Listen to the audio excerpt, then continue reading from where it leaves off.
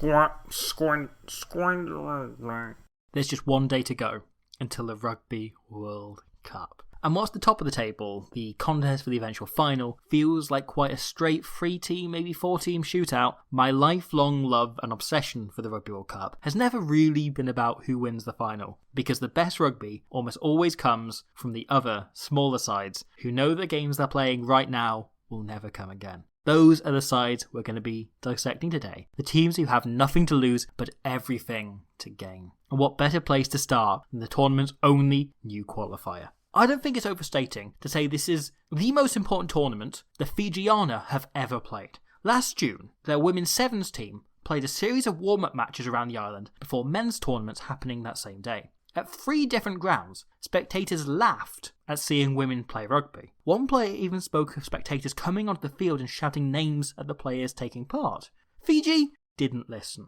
For a few weeks later, not only were they out at the Olympics, but they were the surprise package of the entire rugby happenings there. The Fijiana outperformed every expectation to not just make the bronze final, but come home with Olympic medals, just the third the nation had ever won in its proud history. But perhaps more importantly, they also won over hearts and minds. The Fijiana became a source of national pride. That bronze medal match watched by enormous numbers across the islands. Nobody was laughing now. Those same faces who shouted names just a few weeks earlier were now dead set behind the Fijiana. For the first time ever, really, women's sport was being taken seriously in Fiji. And the 15s team now enter with a chance to do exactly the same. The female Fiji drawer were on fire this year, winning the Super W title, and Fiji are a team who now just continue to build on that. As a neutral, it is kind of disappointing to have landed themselves in a group with England and France, the 2 tournament favourites, because, man, if they were in either of the other pools, I think there's a pretty decent chance that they could give some of the bigger teams a run for their specially sanctioned $7 money.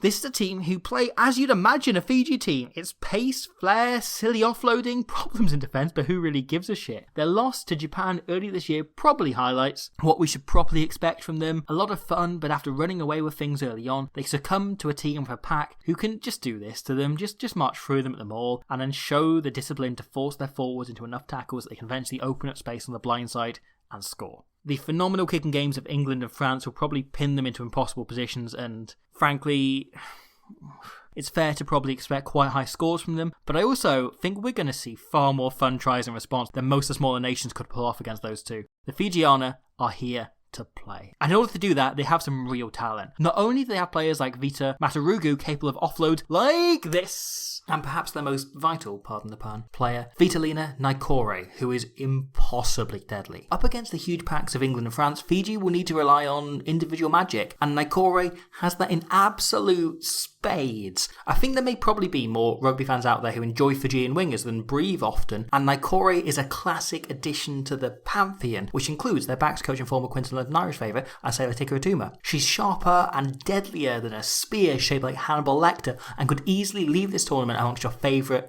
players. She's going to be fantastic to watch. However, they also have Waseli Sarevi's daughter, Asenate Sarevi, playing in the second row for them. If you have genius like that and can still find yourself packing down the scrum, you know you're in a seriously skillful team. And man, is she fun to watch. She's a 10 trapped in a 4's body. Not only does she throw miss balls like this for fun, but she instinctively organises the attack around her. This is a team with a player worth building, just a tiny little hype train for, and you find plenty more of those in the Wallaroos. The last few years have been a wild ride for women's rugby in Australia. They've played 8 tests in 4 months this year, but before that hadn't played a single match since 2019. This World Cup is possibly catching Australia in a little bit of panic. A lot changes in 3 years, so the Wallaroos are still figuring out their strongest team, style of play, all-round identity. This year's squad boasts only 3 players with 20 or more caps, and there's still been enormous swings in personnel every game to game. They've been given very little opportunity to build any form of momentum going to this World Cup, with so much changing in those 8 games this year, so it's difficult to really know how they're going to end up. But there has been a steady uptick in results as they've started to gel. After shipping 52 points away to the Black Ferns, the return fixture saw Australia keep the margin to just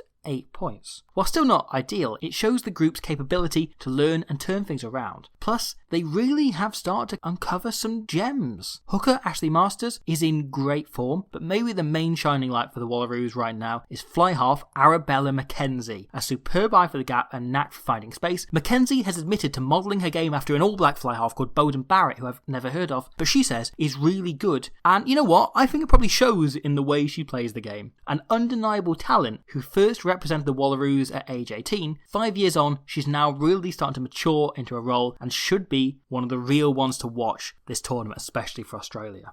They still seem to be finding out what they are, but they have a handful of really talented backs capable of producing moments that could shock teams, and their games against Scotland and Wales should be proper bangers. The thought of 19-year-old rookie winger Biene Terita being tested up against the likes of Jasmine Joyce and Rona Lloyd? Yes, please. Yeah, please. I'll have 2 of that, please. However, Australia are nowhere near as difficult to quantify as Japan, maybe the most unpredictable team in this tournament. This is a side who last month shipped 50 points to Ireland, who aren't even in the competition, then came back to comprehensively beat them the following week. They're a team capable of a big scalp, with wins over both Australia and South Africa this year, so you'd think they would approach the games against Fiji and the USA with bags of confidence. But even if they don't get the results, there's no point wondering what this Japanese team is going to bring to this tournament, because, well, is this. Oh, and if you think you can defend that, then how about this? Japan are a simply beautiful team to watch, and it begins with a pair of wonderful playmakers who they're bringing to this tournament. Ayasa Otsuka, a purely attacking-minded 10 who seems to play with glitter super glued to her hands to help throw sparkling balls like this. And the other is Worcester's Minoru Yamamoto, who has become an immediate favourite in the Premier 15. She's a joy to watch, and I'd imagine a joy to play with. As, tell you what am I describing when I can let Lydia Thompson do it for you? It's not her first language, so she's come over, she's learning a new language, she's bossing it out on the park, she's stepping in at 10 and she's really bringing her flair, her energy onto the pitch, and I'm so excited to see her get out there in September. Now, this is quite a niche rugby nerd comparison, but Yamamoto reminds me so much of legend of Japanese rugby Seiji Hirao, known in Nippon as Mr. Rugby. The two are fly halves with similarly light touches who create tries with the sheer subtlety of their skill. Because, above all else, Japan promise entertainment. The prospect of the precision and flair of Japan facing off with the skill and intent of Fiji is kinda mouth-watering. And not only that, they have an underrated forward unit, not least Sachihiko Kato, who plays in that huge extra pack that made the Premier 15's final this year, and all their forwards are kind of a nightmare from short range, and that could grant them some crucial points across this year's tournament. But where Japan are frankly quite similar in their innovation and intent to their men's team, if you're coming over as a fan of the men's game, whatever that is, and you're used to seeing South Africa being a dominant force, well, unfortunately, the same isn't quite true of their women's team. The Women Box, which seems to be their actual nickname, are currently ranked 11th in the world and have never gotten out of their pool at the World Cup. Recent results include 2 wins over Spain, 1 loss and 1 win against Japan, plus losses to Wales and France in the autumn. However, whilst they may not have a huge amount of history on their side, they are coming in with an incredible amount of passion, fire and spirit, as well as a chance to really prove themselves and change their history going forwards. They're still a mostly amateur side, though there's talk in the start of professionalising. You've got players starting to quit their jobs to focus on rugby now. They're a side who are only just starting to have the conversations around professionalism, yet time after time in these last few years when we've seen them play against sides who were already further along in that journey, they have continued to stay in the fight when they should be outclassed.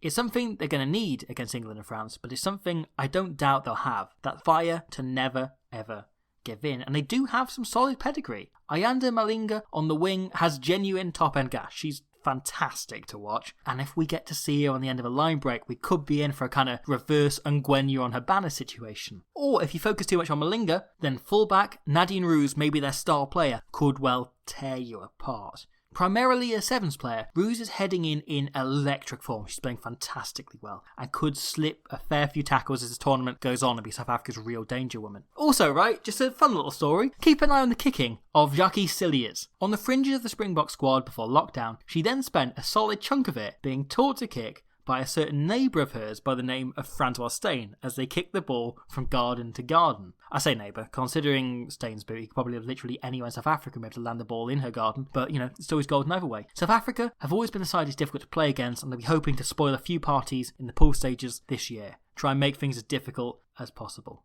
Perhaps more forward in their ambition, though, will be the USA.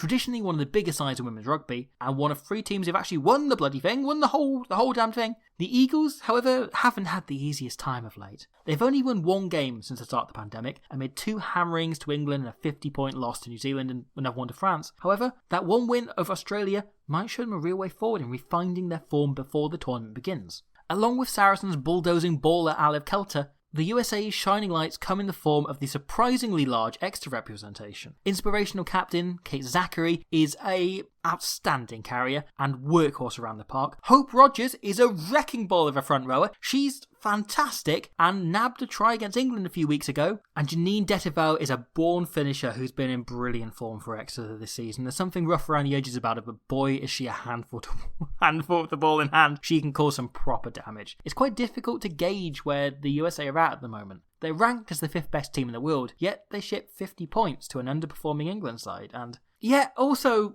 similar to Wales and the other warm-up, there were points in that game where you could see the USA close to clicking. This World Cup feels like it's almost come at the worst possible time for a team stacked with talent, but after just a few weeks together this summer, they reduced the margin from last autumn's game against the Red Roses by exactly 50 points. So who knows what a further month together could do as they head into 2 matches against Italy and Japan. They're perhaps not the title contenders they have been in years gone by, but this USA team is frankly simply too talented to lay down and die to expect nothing of. And it's always watching teams like that, with nothing to lose and everything to gain, that fires up my lifelong obsession with the Rugby World Cup. It's where it grows hungriest. This is a competition made of smaller battles, of rich little subtext that underpin the three-way fight at the top for the trophy. And it's one of those battles that gets us underway tomorrow as South Africa take on the delightful might of France. I'll see you then. And thank you we're 1 day away from a Rugby World Cup. I'm very excited. I am slightly nervous about watching Wales on Sunday morning, and also slightly nervous about how I'm going to manage the sleep conditions, but I'm very, very excited. I'll see you all very, very soon. Every game is live on ITV in the UK. It's worth checking your broadcasters around.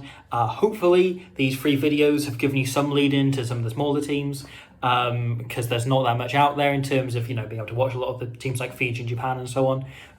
Certainly less so than the men's game. So hopefully that's been of use and can lead in and build excitement only for this weekend when it all begins, an actual World Cup. I certainly can't wait. I'm very excited to be covering it in full over the next few weeks. The idea is it will be the channel's main, primary, sole focus, unless Japan beat the All Blacks in the next few weeks.